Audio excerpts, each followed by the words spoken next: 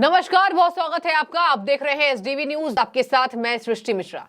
पत्रकार जी, बताइए कि क्या इस देश में अधर्म बढ़ गया है? जो केजरीवाल के नए बयान सामने आए हैं कि धर्म नहीं रहा, अधर्म बढ़ गया है, लड़ाई पीट हो रही है, भारत पाकिस्तान बना दे, तमाम ऐसी बातें केजरीवाल बोल गए हैं। तो क्या उनका इशारा इस ओर है कि भैया मुझे वोट दो, इस बार केंद्र को वोट ना देना? वोट मांग तो सब रहे हैं पत्रकार जी, लेकिन काम भी तो करना पड़ेगा। अब इनके काम है 5 समझ में नहीं गए हैं। क्या कहेंगे पत्रकार जी, क्या ऐसे लोग ये बात बोलने के लायक हैं कि देश में अधर्म हो रहा है?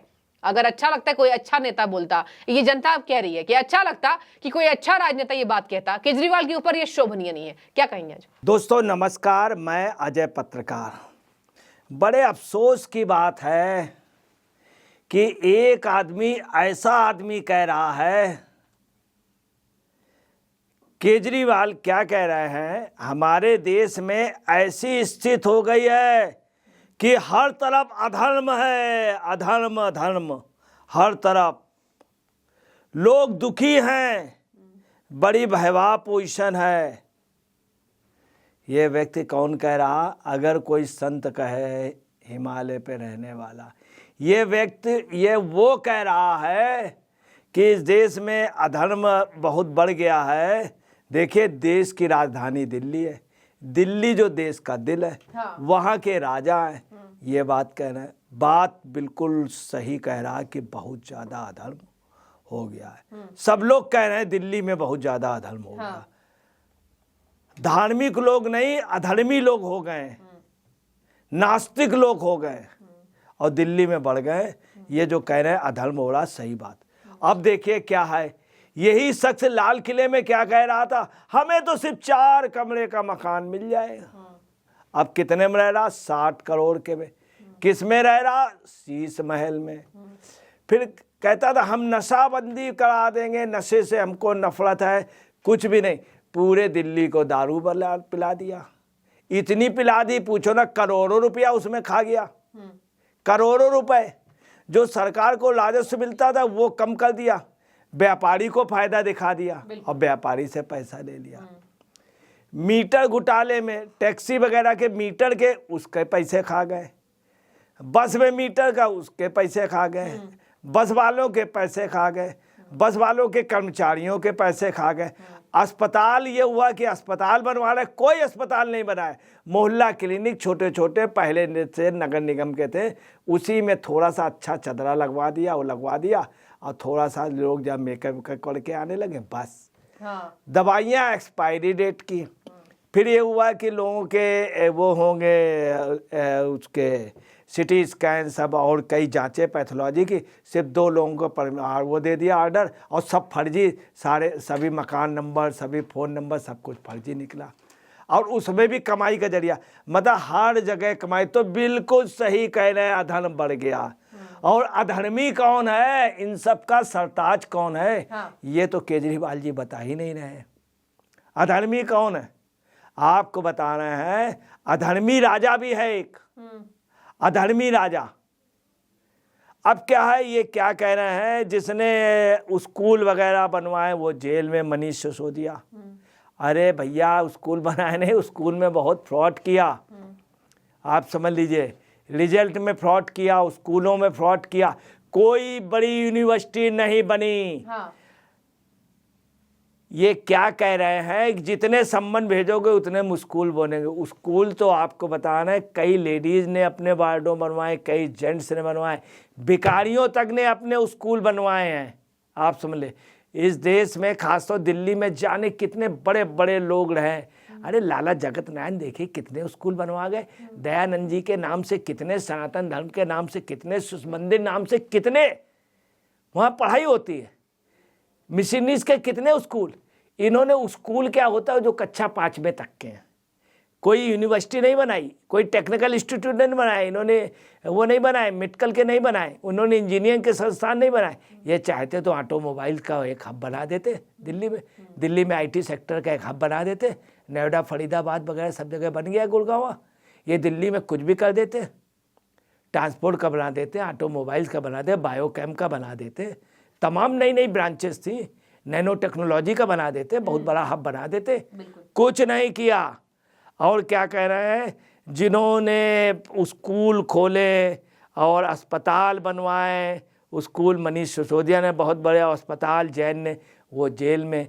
क्यों जेल में है? खूब पैसा कमाया, मनी लॉन्ड्रिंग की। सब जगह कोर्ट में सब क्यों बंद है, क्यों नहीं? अगर पाक साहब होते तो कोर्ट ने तो साफ कहा संज्ञेय अपराध है, ये लोग संगीन लोग हैं। हाँ। ये गवाह को प्रभावित करे। सुप्रीम कोर्ट ने कहा इसको पार्टी बनाने के लिए, कोर्टों ने कहा इसको केजरीवाल को पार्टी बनाने के लिए। अब आप देखिए कि अभी ये संबंध में 6 महीने गए, उस पर भी रिकॉर्ड तोड़ रहे हैं, उसमें भी रिकॉर्ड कि हम उसका रिकॉर्ड तोड़ दें, शिबू सोरेन का, ये शिबू सोरेन के लड़के का, हेमंत सोरेन का। अब क्या है कि ये वहाँ भी नहीं जा रहे हैं, ऊपर से क्या कह रहे हैं? कह रहे हैं कि नहीं मैं जो है ये रिकॉर्ड तोड़ दूंगा, और साथ में ये कौन होते हैं संबंध देने वाले उनको भी आप समझ लीजिए कोर्ट की, हाई कोर्ट की जगह वहाँ पे कब्जा कर लिया, अपना कार्यालय बनवा दिया। ऊपर से कहते हैं कि हमको फिर दूसरी जगह दे दो। बिल्कुल कोर्ट से कह रहे हैं। अब आप सुन ले, इतना बड़ा भ्रष्टाचार इतना कभी नहीं हुआ। ये जो कह रहे हैं अधर्म है, अधर्म है, और पूरे हमारे देश में ऐसी स्थिति हो गई कि अधर्म तो ये अपने लिए। अब ये चूंकि जब भी आदमी का चली चला का बेला होता है तो कुछ वो सही और अच्छा बोलता है। दूसरा ही क्या कह रहे हैं कि कह ये रहे किसान बहुत गरीब है। चलिए भाई ये तो मानी हुई बात है, किसान गरीब, मगर जो किसान धरना दे रहे हैं पंजाब वाले, जो ट्रैक्टर लेकर के आए, इतनी बड़ी मशीनें लाए, लाखों रुपए के उनके म्यूजिक के लगे, क्या वो गरीब है? गरीब किसानों के लिए इन्होंने कुछ नहीं किया। हाँ। पंजाब में जो गरीब किसान बेचारे काम कर रहे हैं उनके लिए कुछ सोचना होगा। उनके लिए पंजाब गवर्नमेंट एक वेतन रखे। हाँ।